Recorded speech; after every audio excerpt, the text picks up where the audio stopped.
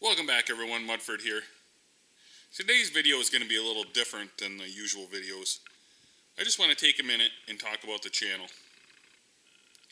Maybe you came to this channel because you saw a video about fixing quads. I've done quite a few videos on these. I've done one on that quad that you can barely see behind the junk. I've done videos on working on the Bronco, the generator even a long time ago. Maybe you saw a video of me working on the Buick, or even the Freestyle, or the truck.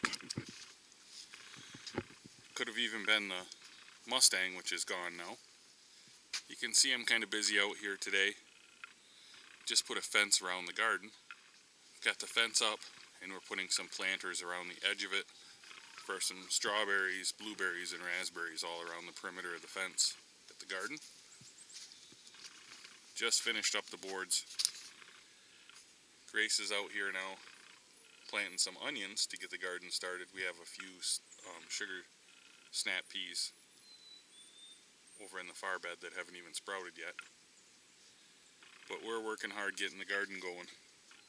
You might have wondered what ties all of these very different things together. And I want to tell you that what ties it together is learning how to do everything for yourself. Being self-reliant or self-sufficient. With everything that's happening today, I've noticed there's a lot of people that have woken up and realized how vulnerable you are if you're not self-sufficient. This has been a fairly gentle wake-up call so far, but it can get worse still. I don't want to be bleak, but this isn't over yet. If the economy does collapse, which some people are saying it might, what will happen to you and your family?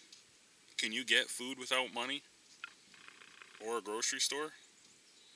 Can you fix things around your house yourself? That's what this channel is about.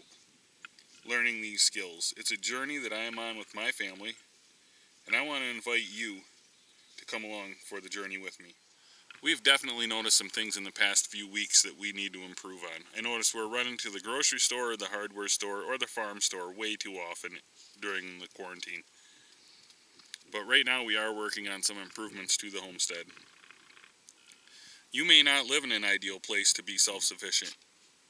You may decide to reevaluate your priorities and move someplace that may be better suited to self-reliance, but maybe it's not possible. You don't have to move someplace with a whole lot of acres off-grid to be self-sufficient. I would say to you that you should do whatever you can where you're at.